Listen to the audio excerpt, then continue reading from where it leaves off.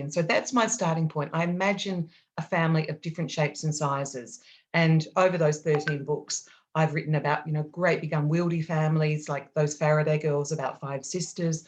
The Godmothers, my most recent book, is the smallest possible family, a single mother and her daughter. The book that's set in and around Castlemaine, actually, at home with the Templetons, which starts in Castlemaine and is all set in the Goldfields. So it's perfect to be here talking, with the Goldfields libraries. That's about 2 different families of different sizes, clashing and, clicking in all sorts of ways.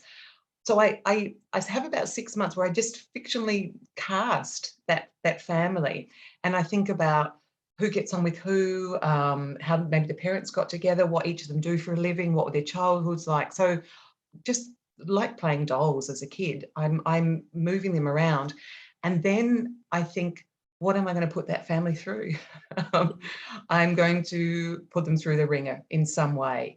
I'm going to test them as a family, and I am going to really disrupt their family life. Somebody asked me recently, what do I write? I said, I write big books, big messy books about big messy families, really.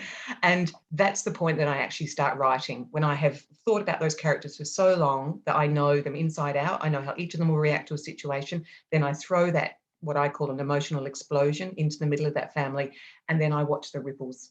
And I never know at the start what's going to happen at the end. Oftentimes I don't even know, what course it's going to take, because that's what keeps me interested and writing every day. And I love the excitement of that. It's that feeling when you're reading a book and you turn the pages, I don't know where this is going to take me, but I'm on for the ride. That's how it feels for me to write the book. It's that very similar of, I've got to know these characters. Oh God, that's happened to them. What's going to happen next? And so that's what propels me literally up the stairs to my attic office in Dublin, where I do all my writing almost, well, when COVID's not involved. And that's what keeps me really interested for the year or so that it takes me to write each book. I think one of the reasons you are one of this country's best-selling writers, authors, is because you do dive into what is a very real family scenario for many people. The characters are very real, and the characters, as you say, the disruption, the whatever's going on for them, the happy occasion, it's very real, and it's every day, and it's and people connect with it. Is it important to you that those characters people do see themselves in your characters? It absolutely is. In the first instance, for me as the writer, because I'm spending a year, 2 years with these fictional people, and they have to feel real to me. They have to react in different ways. They have to have their own personalities for me to be able to literally put words into their mouths when I'm writing their dialogue.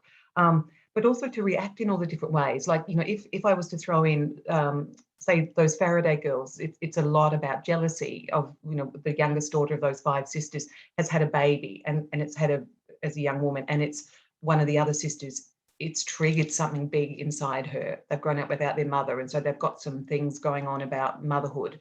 And I had to really dive into what would that feel like. I literally put myself in everybody's shoes and spend a lot of time working out, how are they all reacting to it. I generally, my books, they're big books. I mean, this is at home with the Templetons, it's a whopper. But I write probably another half again, which I then edit back, because I'm a bit like a film director shooting loads of footage. So I know all the characters, and I might only need to pull a little bit of a scene from here or there, but it'll be an important scene that'll really show those people's characters. And so for me, when I get messages from readers or I do events, and people say, I felt like I was a fly on the wall in this family's house, it's just beautiful to hear that, because that's what it felt like for me writing it. And if I can transfer what's been in my head into a reader's head, then I'm really happy. You do a lot of research, so aside from the eavesdropping, etc., and look out, if you're a friend of Monica's, you might just, a conversation or a situation might just end up in a book, which is funny. But I know you do a lot of research, Mon, and that can involve a fair bit of travel for you, especially when you are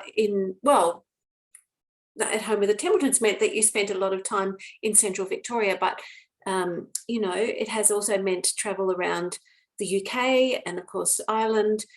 how important is it to you to get that landscape right and those situations right? Absolutely imperative, really.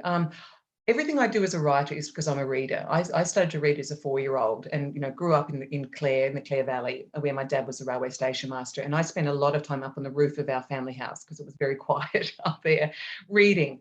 And, it's not like now when kids have got so many Australian books they can read. When 51 years ago, I was reading mostly Enid Blyton, which was very magical for me and also, shaping for me as a human. And I'll talk about that a bit more when we talk about Marcie Gill. But in terms of, that's how I learned about the world. I remember sitting up on this baking hot roof on a hot summer's day in Adelaide and reading about kids in Enid Blyton books in snow, or on a frosty day on Kieran Island, and all those kind of things. And I felt like I was there. And when I started writing fiction, I wanted to give any readers of my writing that same feeling that they're walking those streets, they're looking at those views, they're seeing those castles, or they're in that gallery, or all the places that I might take my characters. And so I want to make sure I've been there and to describe it. And then as often as I can, I actually go back second time after I've written the book.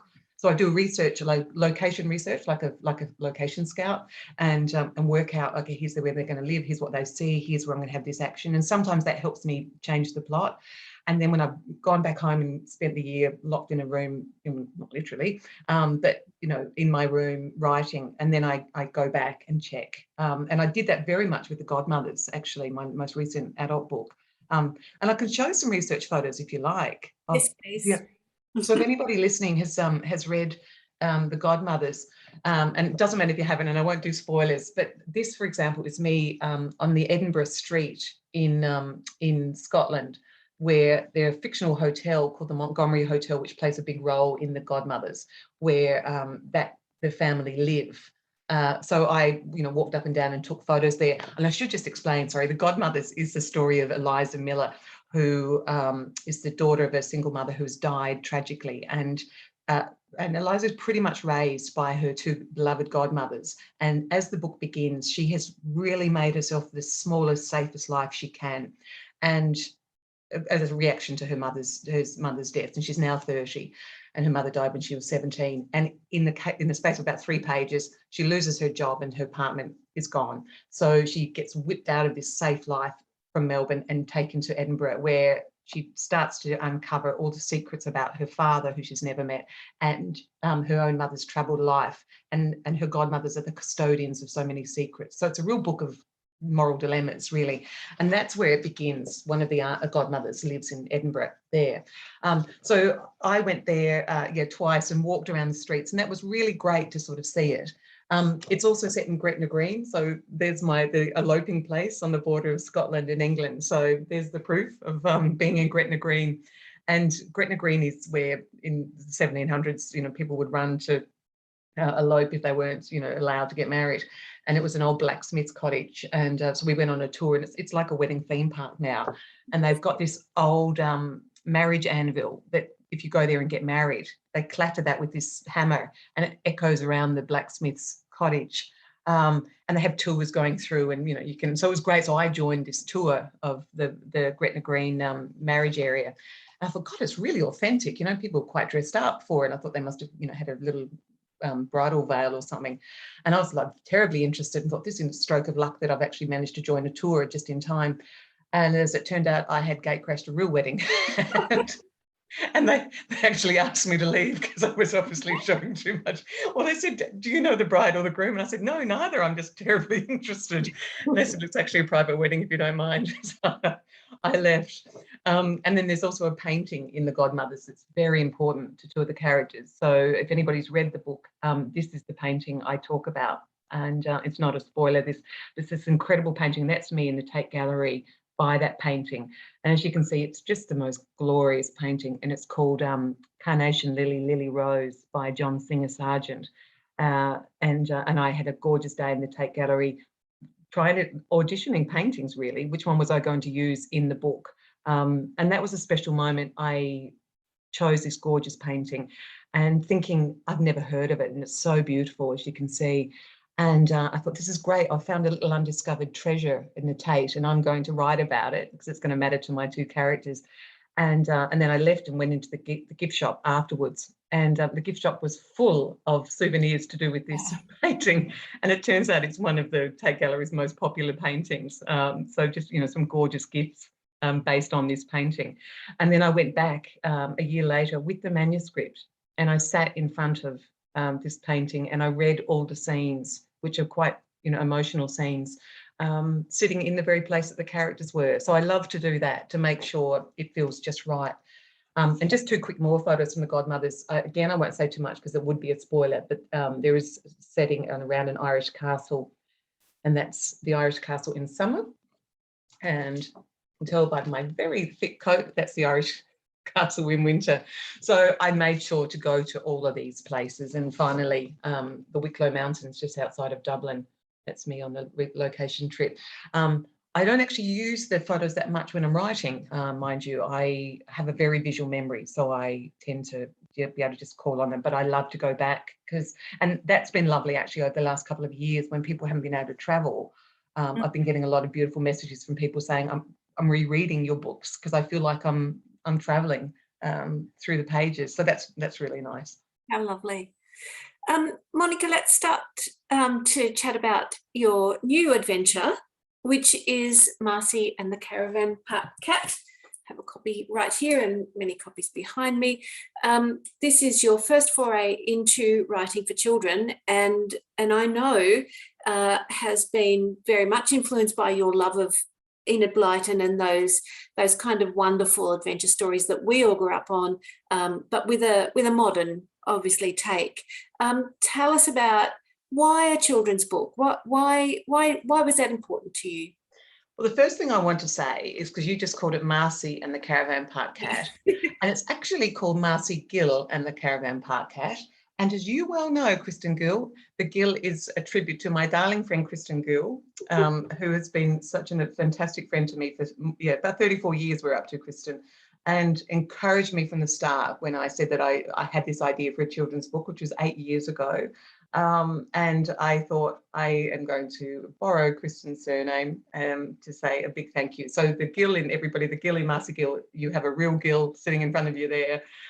So that's why she's called. And then the Marcies, we might talk about in a moment too. I love children's books. I still read them now. I read a couple of books a week, and I read kids' books, poetry, memoir, fiction, literature, everything. I read everything I can get my hands on. And all the while I've been writing the children's books for the last, adult books for the last 21 years, I have also been writing secret stories for my 18 nieces and nephews. And so for their birthdays or special occasions, for some of them, I would write little short stories starring them. So having magical adventures or things like that. And it was just good fun to write, and I'd give it to them for their birthdays. And then about 8 years ago, one of those stories just had a particular little seed of an idea. And I thought, I'd actually like to keep playing with that. And so I would work on it in between my adult novels. And then about 3 years ago, at your kitchen table in Castlemaine, actually, I said, I really wanted that story, and I talked to you about it, and you said, I really think you should try it too. And I went away for 3 years. It took me that long.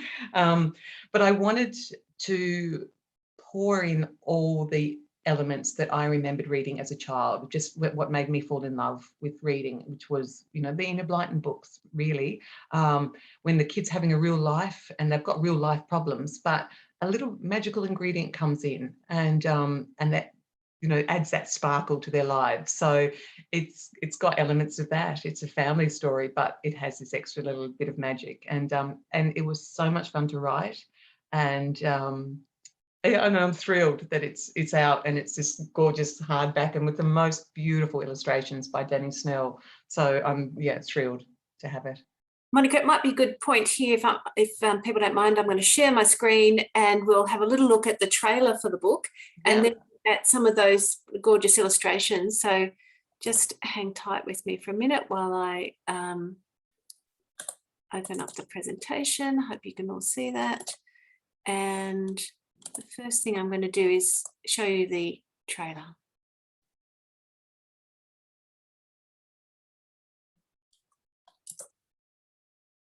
Marcie hasn't had a great start to the summer holidays, but then something magical happens, involving a black cat called George and a wishing stone. Marcie is about to discover that if you wish hard enough, dreams can come true. Marcie Gill and the Caravan Park Cat by internationally best-selling author Monica McInerney, with illustrations by Danny Snell, out November. Marcie hasn't had a... I'm just going to take us back now to the PowerPoint presentation, and just there are some of those gorgeous illustrations, and there's a photo of Danny too. How important was that to keep that kind of to contextualize the text a little bit with those illustrations, Mon? The beautiful thing was, this was a first for me, Chris, because obviously my adult books don't get illustrations. I'm often quite involved in the covers of my adult books, but to see and Danny, he read the book and he came up with the look of everybody. He worked off the descriptions that I'd given each of the characters too, but he created that beautiful look of a really summery Australian caravan park called Snorkel Bay Caravan Park, and the way he's made Marcie Gill look, and George the cat, and Gran, and I just think he's done the most beautiful job. And it was a really special experience. Like this is my 21st year of being a published author, and to work with an illustrator for the first time, or to be the beneficiary of an illustrator, it's just been incredible. I can't imagine what it must be like to have your book made into a film, because I've got excited enough about illustrations. So, but I love what he's done. I love the whole look of it, because they're slightly an alternative family. They're a little bit hippie-ish, the Gills, and he's given them that gorgeous look too. Yeah. I think. And just the synchronicity in terms of him being a South Australian illustrator and you coming from South Australia, and there's a little bit more synchronicity. So let's talk about this photo here, which is divine, and it's part of my family. I think my mum and my big sister are here on the Zoom, and hello if you both are, and here I am, flaunting our family photos in public again. So that's my mum with 3 of my sisters and my big brother Paul, and that's me, not coping with the bright sunlight that we had to stand in front of to get our photographs taken. Many of our photos are all of us squinting, as you can see, from the bright South Australian light, and it's obviously too much for me. So I've put my hands on my face like that, just trying to get away from the sun. And when I was first sent Danny Snell's cover art for the Marcie Gill and the Caravan Park Cat, there was Marcie in the same pose, and Danny hadn't seen this, because I was looking at it thinking, what's that reminding me of? And I remembered this family photo, and I dug it out, and sure enough, it's almost the same thing, and I've got the same mad sticky up hair as Marcie has, and I'm also wearing a little striped jumper. So I sent it to Danny. Danny and I haven't actually met yet. We talk a lot on Instagram, but we haven't met, and hoping we will next month. And he just was lost for words. So just a beautiful little omen, that kept happening, all these little coincidences with Marcie Gill and all sorts of things to do with the book. And Monica, there's a gorgeous character in this book, and it's a black cat, and he's a very important part of this story. Tell us about your black cat and the inclusion of George in your story when you had a cat called Nicholas. Yeah, well, again, my husband actually thinks Marcie Gill and the Caravan Park Cat is my most autobiographical book. That Marcie is 10 and she likes to try and fix everything. She loves lists. She's very curious, so there's lots of elements of that. And I'm a huge lover of cats. I'm mad about cats. Growing up as a kid, we had lots of them in Clare, and I would love to have had a cat at home in Dublin, but we live in the inner city and travel a bit much, so it wasn't possible. But last year, when I was just starting to do the edits for Marcie Gill and the Caravan Park Cat, I found myself stranded living with my mum in her small city apartment in Adelaide for 9 months while John was back in Dublin. The day I was supposed to go back after a 3.5-week trip, the planes got grounded and the borders closed. So I found myself there for 9 months. And my little sister Maura thought it might be a really good idea for distraction and entertainment to adopt a rescue cat. So we went to the animal shelter, and there was only one little cat available for adoption, and it was a black-haired, green-eyed cat, the image of George in the book that I've been working on for 8 years. So we brought this beautiful cat home, called him Nicholas after my Irish great-grandfather, and for the rest of the time while I was editing Marcie Gill, Nicholas, as you can see, either stood on the manuscript or he slept on the manuscript, and he absolutely became part of the book, so much that I have I've thanked him in the acknowledgements. Even so, and he's not the least bit interested in reading it. We tried to get photos of him with it, but he hasn't, as you can see. That's how much interest he showed. But it's just, again, you know, I love superstitions and coincidences. You know, you can't often put them in your fiction because people might not believe you, but it happens to me in real life all the time. So Nicholas, you know, it's just been beautiful. And yeah, please, Chris, show that photo just to show as well. The Gill, as I said, is a tribute to my dear Kristin Gill, and Marcie I have borrowed from my mum's big sister, my auntie Marcie, who's 94 years old. And that's Marcie and I at mum's apartment last year with the manuscript just after I'd finished it. And I was able to send Marcie the first copy, the finished copy, which I received a month or so ago. And her site's not terrific, but she's her daughters have read the book to her, and she's given it her seal of approval, to my great relief. And so it's lovely to you know, love my Auntie Marcie, and to be able to use her name and your name means a lot to me, actually. Well, that's very kind, Monica, but frankly, I don't think I can compete with Auntie Marcie at 94, looking fabulous, frankly. Yeah, she's fantastic. Monica, would you mind just reading a little favourite passage from Marcie, just so we've got a sense of the text and the story? Sure. I'll just read the very start of it. As you heard in the trailer, it's about, you know, Marcie and a cat called George, a magical wishing stone, a caravan park to save. This is a summer holiday that Marcie will never forget. So this is just how it begins. So the year Marcie Gill turned 10, 3 mysterious things happened. 1, her dad moved out of the family home into a caravan. 2, her gran gave her a very unusual early Christmas present. 3, the third mysterious thing is a secret for now, but to give you a hint, it involves a cat called George.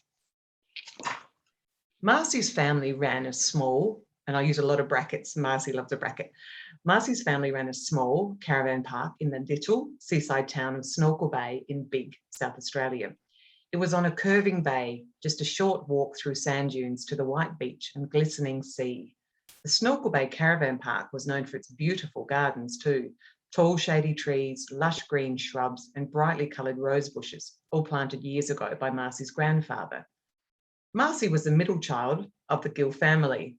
She was short and sturdy with sticky out black hair. In her most recent school report, her teacher had described her in one sentence: Marcie is extremely interested in everything. It was true. Aside from her family, her mum, dad, 14-year-old sister Jemima, 7-year-old Fred, Gran and Gran's cat George, Marcie's favourite thing in the world was asking questions. It was a joke in the Gill family just how much Marcie loved questions. She called it her hobby. They called it her obsession. Obsessions ran in the Gill family. Jemima was obsessed with tennis. Fred was obsessed with fish. This story begins on a hot December morning in Snorkel Bay, 2 weeks before Christmas. And that's all I can say. Thanks, Monica. I love hearing an author read from their book. And, you know, as you say, it starts off at Christmas, so perfect for this book to be coming out now, and such a lovely gift. And where it's pitched at kind of readers who are 8 to 12. That's right. Yeah, it's for independent readers 8 to 12, but as I said, it's only been out a week. But I know that like 5-year-olds have had it read to them and have you know, really enjoyed, you know, the way that kids will get different elements. I received a beautiful photograph through my social media. I'm very active on Facebook and Instagram, and I can recognise lots of names on tonight. A fantastic photo of some grandparents who had bought a copy for their visiting grandkids who were coming, and the reader sent me a photograph of the granddad in bed reading Marcie Gill and hadn't put it down. So, you know, it's for all ages, really, in a way that, you know, as I said, it's a family story. It's with all this comedy and drama, and it can be read as a children's book, but it's also got lots of things happening that I hope adults might enjoy as well. It does have all the hallmark themes of a Monica McInerney book. It just is for little people, you know, family and friendship, etc. I'd love it if anyone has any questions to ask Monica. If you wanted to ask them now in the chat function, and I will read them out to Monica, and we'll open it up now for that. But Monica, have you been writing while you've been in Castlemaine?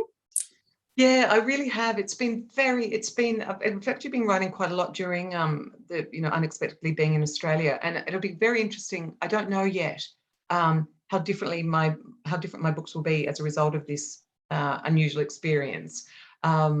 Because usually if I'm in Australia, I write a lot about Ireland. If I'm in Ireland, I find it's a good way of, if I'm homesick for Australia, I write about in that way.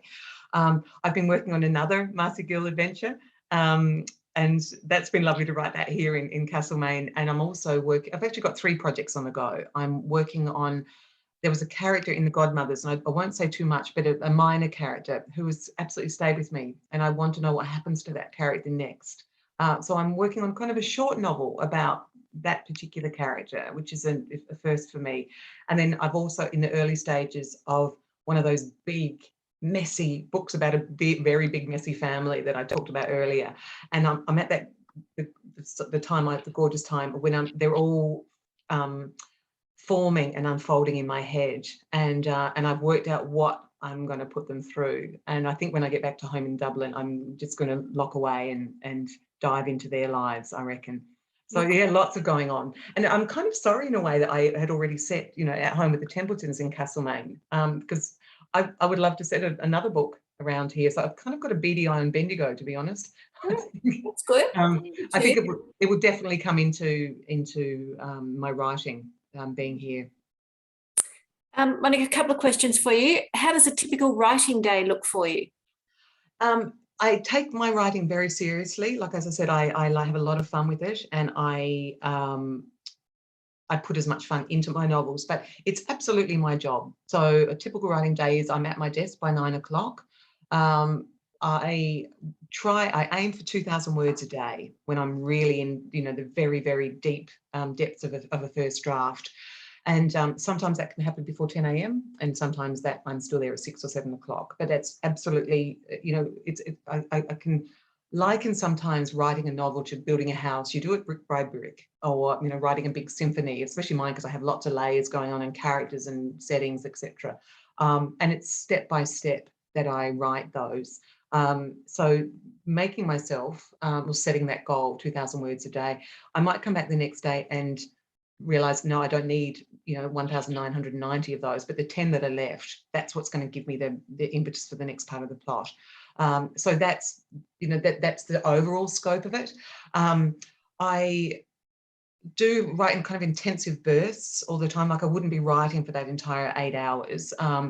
I try not to do much research beforehand, because you can fall down research rabbit holes. I know, I talk about my family and then I work out where they're going to live. But I try to put a bit of framework in before I do the location research, and then start researching maybe what their different jobs are. But once those 2,000 words are done, that's when I allow myself to, for example, one of my characters is in the Godmothers, Eliza, for example, is a conference organizer. So if I'd written some scenes, I might do some research into that to give that the detail it might need. So the day is a combination of intensive writing and then the other parts of the writing day, and then the next day look at what I've written the day before and then pick it up again and go on. So I write it chronologically. I write it as you read it for the first draft, but as I said, I have no idea at the start where it's going to go. I love that. Marilyn asks, why does Castlemaine feature so much in your books, and is there going to be a sequel to the Godmothers? Castlemaine is in At Home with the Templetons, and as I said, will hopefully pop up in another one. I just love it. I think it's a beautiful town. I'm a country girl myself from Clare in South Australia, and I just find it's so interesting here, the extraordinary history of the gold rush and just the look of Castlemaine. I love, for example, just in here, I went to the Castlemaine Farmers Market for the smoking ceremony on Sunday morning with the Jar Jar Wurrung people, just to talk about how important and how acknowledged that is here. I love the artistic side of living here. We've been in lockdown pretty much the whole time here, but I've been able to see nature come back to life, and that's been incredible, just to really see the seasons and you know, from everything from walking out one morning, the bird bath in that beautiful house we're sitting here, you know, with the ice that frozen. I'm sure that's not a surprise to anybody here in the Goldfields. I've met, you know, also fantastic other writers, illustrators like Lorena Carrington and Kate Kennedy. You know, there's a fantastic literary community here. So it's just a really rich place. And Kristin, sure you know that better than anybody listening. Kristin and Graham at Northern Books run books at the brewery, at the tap room at the Castlemaine Mill. And so fantastic that, you know, here in Central Victoria, that you can go and see writers talking about their work. So there's just, it's a really fertile place, I think. So I will come back to it in that book, in another book, I'm sure. And in terms of the sequel to The Godmothers, not as such, but as I mentioned, there's a character in The Godmothers, and please excuse me not saying who, but I'm going to come back to that character. So you will find out a little bit about the other characters too. I think I might be writing it just for myself. I don't know yet whether it will be published, but I'm having a lot of fun with it. Well, we're very curious now. Lorena Carrington actually asks, hi Monica and Kristin, from the other side of town. I'd love to hear about your process writing a middle grade novel versus one for adults. Did you plot in the same way? Thank you, Lorena, for your question. And this isn't a setup. It sounds like we all agreed earlier to you know, mention each other. To be honest, I wrote it as if it was one of my adult novels. I wrote it for me being a storyteller, rather than me being you know, now I'm, you know, I have written adult books and now I'm going to write a children's book. I wanted to write a story, but in this case it was set through and told mostly through a 10-year-old's eyes the whole way through. Every now and then it goes to another character and you hear a little bit about, you know, from Gran's point of view, or Marcie's mum. But mostly it's through her. And I have written a lot through children's eyes in my other novels because they were always multi-generational. But no, I wrote it just the same. I knew that, you know, Marcie, the start would be in the way that I talk about, you know, I thought a lot about Marcie and her big sister and the little brother. And you know, they love each other, but they're, you know, they're naughty little siblings as well. And, you know, Marcie's feeling a bit abandoned because Fred's just obsessed with his fish, and Jemima's obsessed with her tennis. So she's a little bit lonely. And Gran is her great pal, and Gran's in hospital and she wants to fix everything. And she's been asked to look after Gran's cat, George. So that was my setup. And then it was just a matter of, what else can I put that poor little girl through, really? And I followed the path. I followed like this, you know, the pearls in the necklace, really. And when I decided that I could have magic in this story, that opened up a whole new world. So that was certainly different than writing one of my adult novels. That, you know, a couple of things that Marcie and George need, you know, help to make better. And the little element of magic can, you know, make some wonderful things happen. So that was really different than the adult novels, though I am tempted. I don't know what my editor would say, but, you know, to start bringing magic into those. Yeah. Well, can I also add to that, that, you know, having worked in the publishing house that publishes Monica's books, and in particular working in the children's books area, when this was being edited and prepared for publication, Monica works very, very hard at making, and in this instance, for example, making sure that she was writing the kind of book that middle grade readers wanted to read. It was the right word length, it was the or page extent, right word length, the vocabulary is right. There's a lot of work that goes on from someone like Monica to make sure that it's all done as well as she can possibly do it, and that the readers are going to pick it up and manage it, and that it's, you know, all very spot on. So she's an incredibly hard worker. Thanks, Chris. Can I just say that about vocabulary, actually, because there was two. I mean, I was lucky. Like I worked on, I probably did 10 drafts, I think, before it went to my editors and publisher. And I'm so lucky. Laura Harris, the publisher, and Mary Verney, my wonderful editor, who guided me through and let me tell my story as I wanted to all the ingredients I wanted to put in. They were beautiful in that regard, but also just so helpful because, you know, to learn that, like in an adult novel, I can put more backstory in. I can have a slow burn at the start to kind of tease the reader in and go, you know, here's what's happening. and you have to guess a little bit. And it was really good for me to learn. And these were great new skills to add to my writing toolkit, if you like, that kids don't hang around. You've got to get that action up and running in that, in that first chapter. So, okay, here's Marcie's family, make something happen to Marcie. So that was really great, like just to learn that. And they were so happy that they let me put lots of fairly big words in terms of vocabulary in the book, because I was saying, this is how I learned the English language, by reading, as from a 4-year-old, and coming across words I'd never seen before and having a stab at pronouncing them. And it wasn't until like I'd said magician for years without realizing it was magician, for example. And it was lovely to be able to have those discussions saying, I want to use the word hospitality. Is that okay? And and they said, yeah, but absolutely. But can somebody explain to Marcie what hospitality means? So I have a little, just as a small example. Marcie says that she always thought it was about hospitals until Gran explains that hospitality is about being kind and generous to visitors. So I learned that, and I've still got loads to learn about writing for kids, and that's why I'm really happy that hopefully there'll be lots more Marcies. But just the ways that you can enhance their reading experience, I suppose, but still stay true to the story that I wanted to tell. Is there likely to be one of your books come out as a film or a TV series? I have about 4 or 5 of my novels have been optioned over the years for films. And it's always really, the first time was really exciting. Actually, it was Mel Gibson's film company optioned The Alphabet Sisters, which is a novel of my 4th novel set in the Clare Valley, about 3 sisters and their matriarch, the grandmother Lola Quinlan, who's such a favourite character of mine. She's turned up in several more of my books. And that was pretty exciting when Mel Gibson's company, and it got renewed twice. And then unfortunately, as I learned, it didn't happen, and it's not happened with a couple of the others as well. So you have the excitement, but I have a terrific agent, Fiona Inglis, who's just so straightforward and brilliant and supportive. And she warned me, said, don't go and get the address for the Oscars yet when you're signing the option, that it's it's so complicated.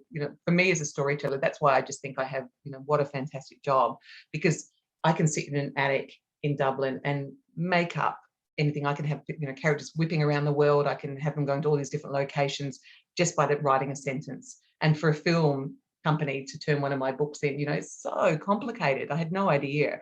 So no, it hasn't happened yet. I'd be thrilled if it did. I'd have to keep right out of it because I would be far too interfering if I was anywhere near the set, I think. But it would be really interesting to if that was to happen, just to see my words through somebody else's eyes, I reckon. Monica, will there be an audiobook? I have a 9-year-old who I'd like to encourage, and listening reading along might be helpful. Oh, what a lovely idea. Yes, there is the most beautiful audiobook. It's narrated by Nikita Waldron, and it's available now either through Penguin or off Audible or BorrowBox, or all the different places that you can get audiobooks. And she's done the most gorgeous job on that. And that was lovely. I got to hear some of her early readings from the book. And it's tricky for her, not too much of a spoiler, but George learns, well, shall I just say it, Kristin? George talks. It's a talking cat in the book. And so Nikita had to be, 10-year-old Marcie and Marcie's parents and Gran, but she also had to, find the voice of George the cat. And God love her, because they're all so real to me. I can hear George in my head, this cat, and he's 10 years old in cat years, so he's like 50 years old in human. So, he's got this kind of, deep voice, and I could imagine exactly what George should sound like. And Nikita sent through a couple of, the producer did. And I go, no, that's not quite like George. And of course it wasn't, because it was the voice in my head, not one, Nikita, who's a gorgeous actress from Sydney.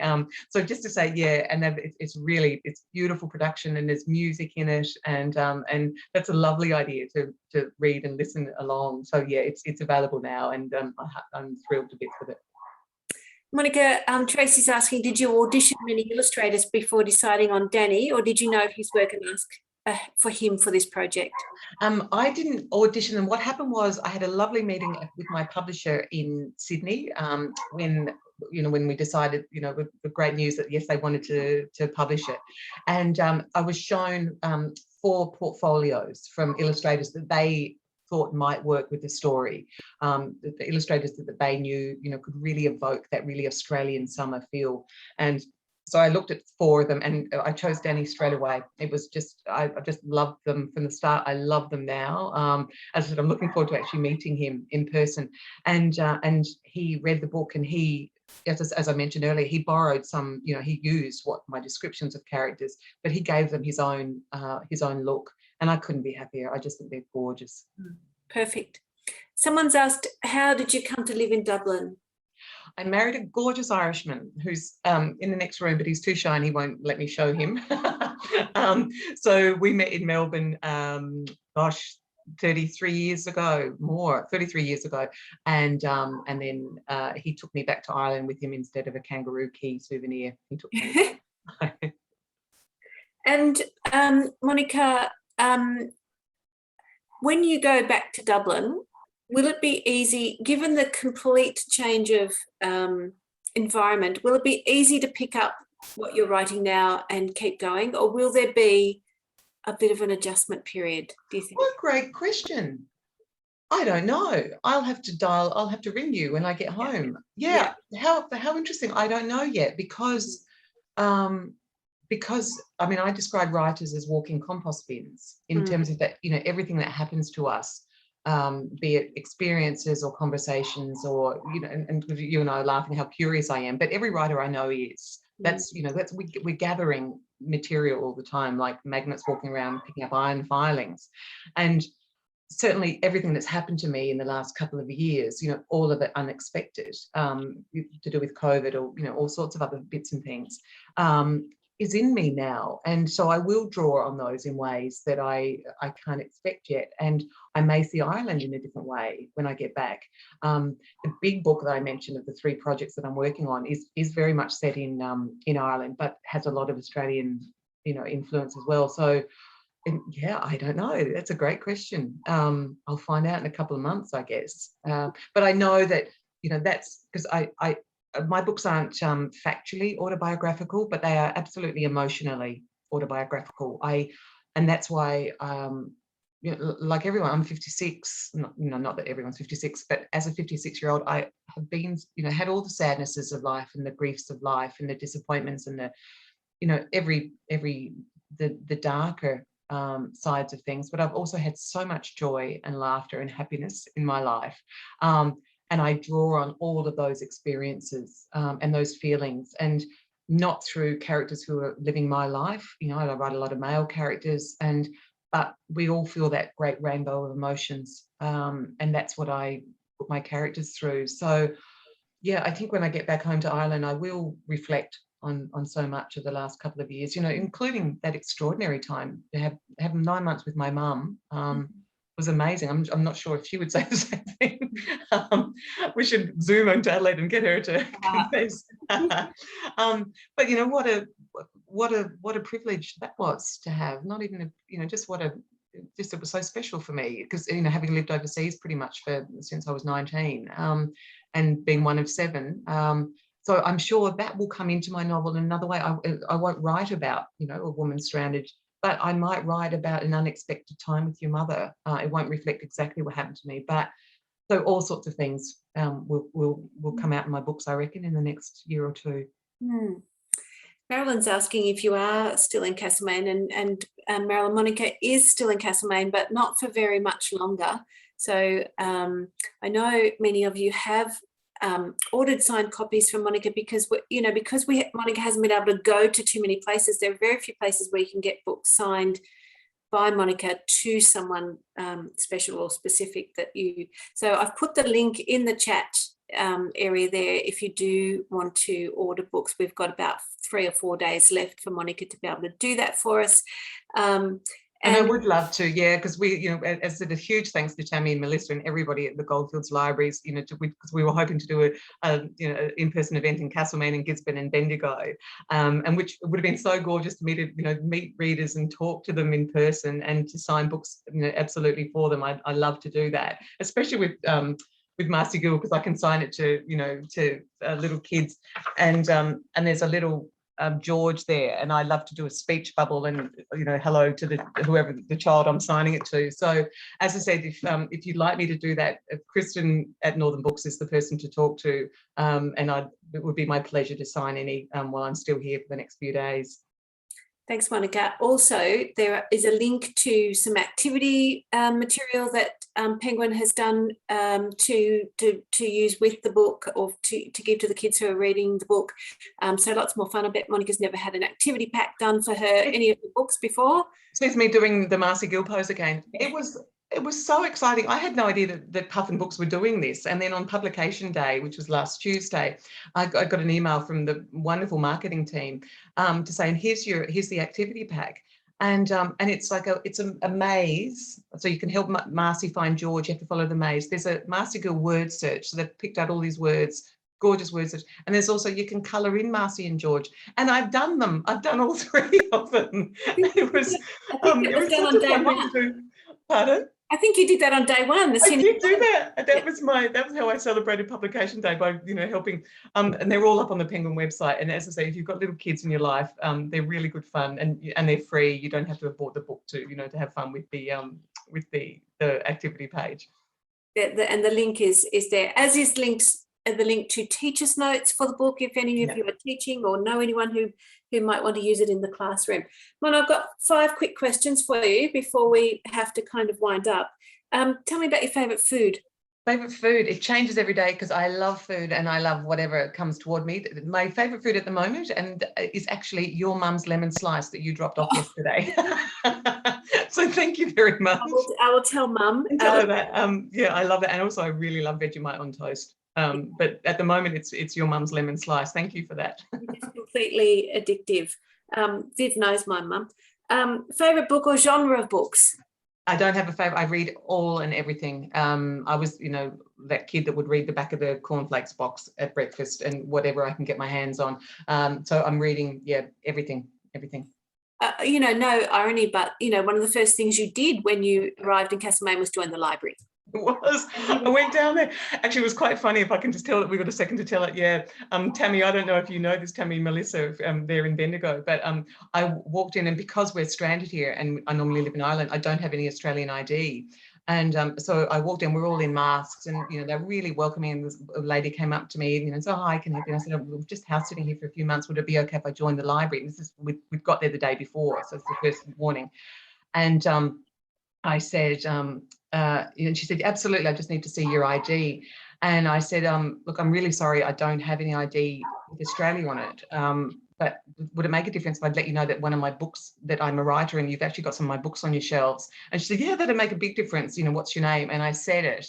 And she was so beautiful and said, "Of course you can be a member, of course you can." So it was really lovely. So my own books ended up being my ID to be able to join the Castlemaine Library, which we have just used the whole time we've been here. What a fantastic library that is. Just brilliant.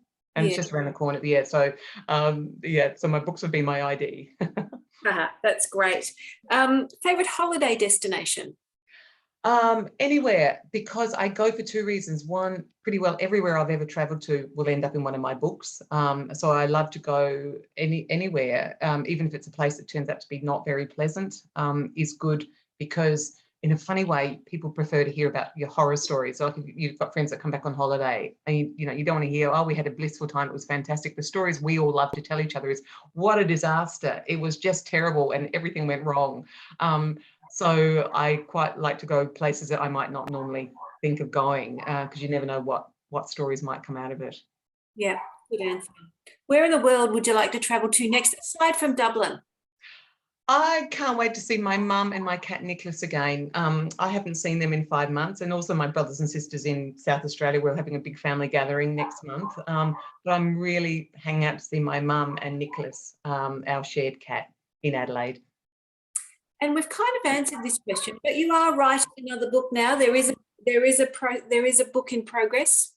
Yeah, there's 3 books in progress, as I mentioned. So the next Marcie Gill adventure is well on the way.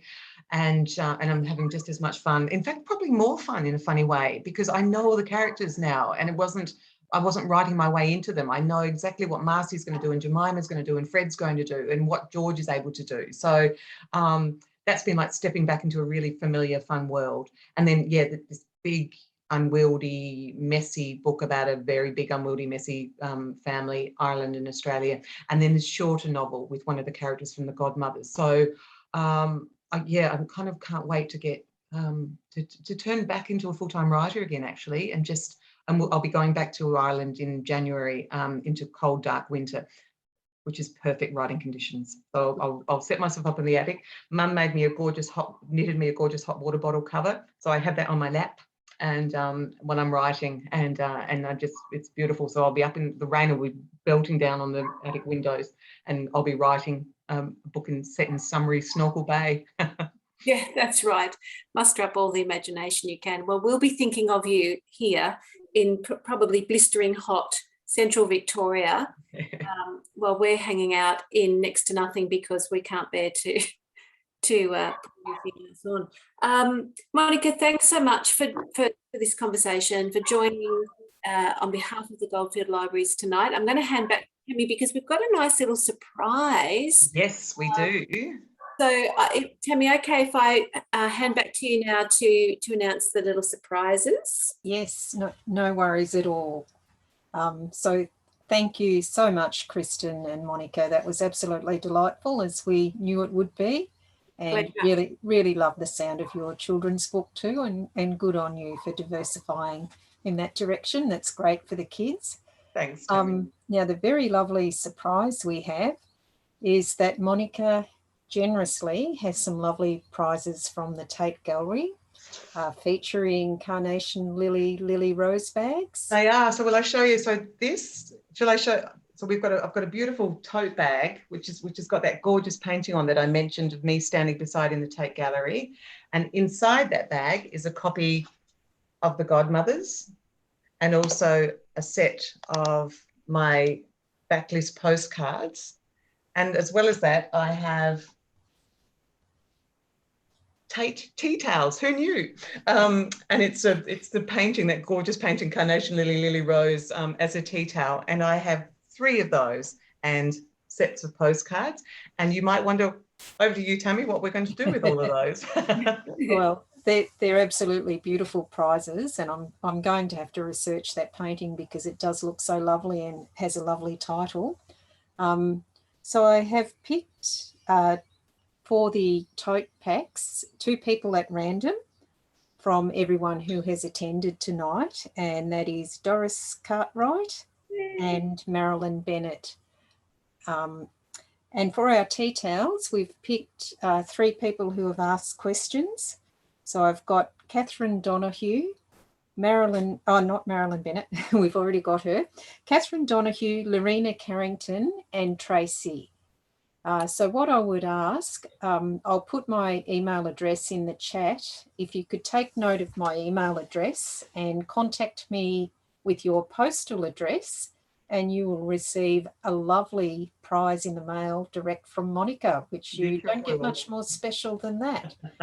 So I'll put my, don't leave the Zoom room until you've got my email address, and make sure you send me your postal address, which I'll pass on to Monica. So we are up to 7:03, so sadly we will finish there. So thank you so much, Monica. It was such a wonderful surprise to hear you were in Castlemaine. I did have a little bit of a chuckle about your experience at the library, because I believe I heard the very next day that Monica McInerney was in town and can you grab her for a talk? So news does travel very fast. Oh, well, thank you. And as I said, thank you not only for your beautiful libraries that we've been able to visit, and but for your such warm welcome, and for wanting me to give a talk, and also just to, on behalf of everybody, all that libraries do to keep books coming into our hands. It was under very difficult circumstances during the lockdown, and you were doing click and collect and everything else that you were all doing. So three cheers from me and every author in the world and every reader in the world for the glorious creatures that are librarians. Tammy, thank you very much. Glorious creatures. You'd think I'd come up with better words as a writer, wouldn't you? Glorious beings. But thank you so much for you being so terrific. Well, thank you. I think I might suggest that our CEO watch this recording tomorrow and hear those words, and you never know, he might give us a pay rise. But thank you so much. We love interacting with our authors and giving our library members and members of the community the opportunity, and it's not often that we get an international bestseller living in Castlemaine. So thank you. Just before I go, I will mention, sorry about my phone in the background, I will mention that we do have another good author event coming up on the 10th of December, also with Kristin Gill, and that is Heather Morris, who has written the Tattooist of Auschwitz trilogy. So that will be a live event at Bendigo Library on Friday the 10th of December in the evening, and also at Wood End Library in the morning. So we'd really encourage you to come along. We'll have COVID-safe conditions and we would love to see you. But it has been gratifying to see how excellent online author chats can be as well. So thank you everyone for coming, and we hope to see you again. Thank you very much, Kristin. Thank you very much, Monica. Thank you, Kristin, for beautiful questions. Thanks everybody for coming. And if you see me in Castlemaine the next few days, please come and say hello. Thanks, Tammy. Thank you, Tammy. See you, everyone.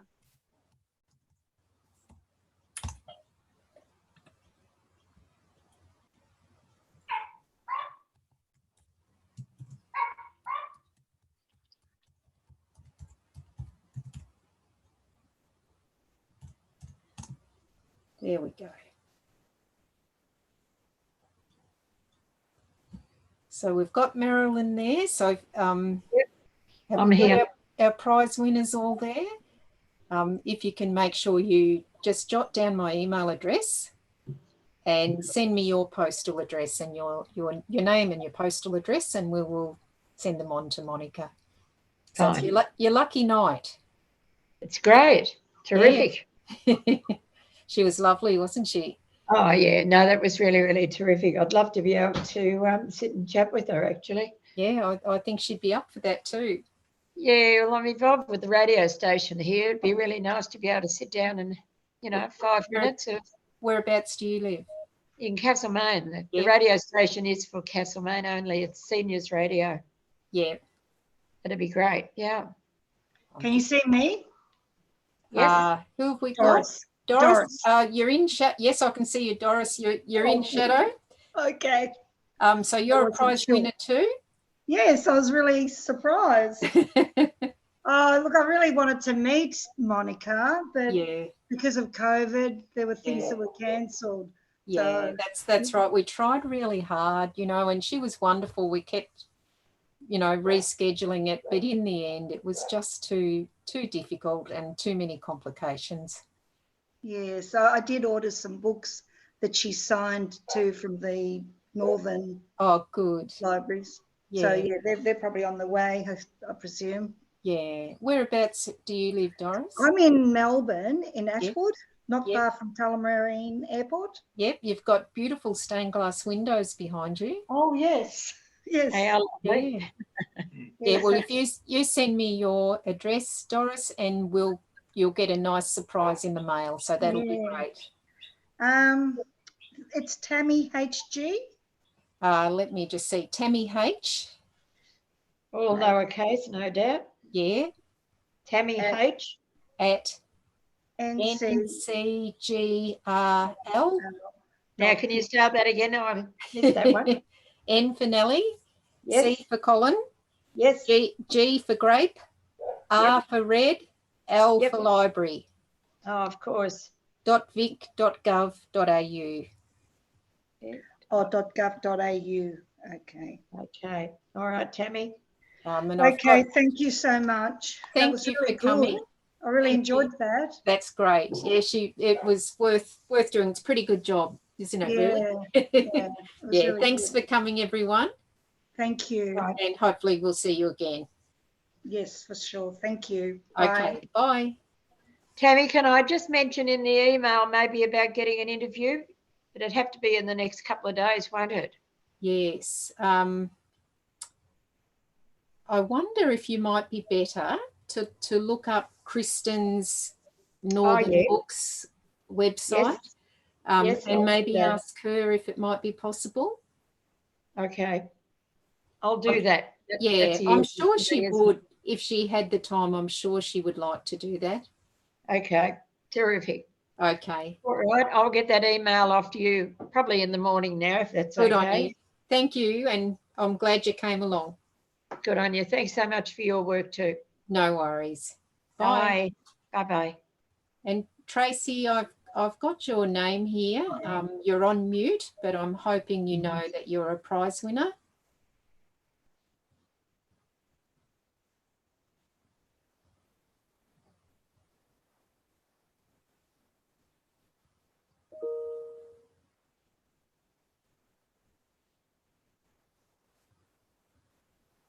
Thank you, Tracy. I've got that message.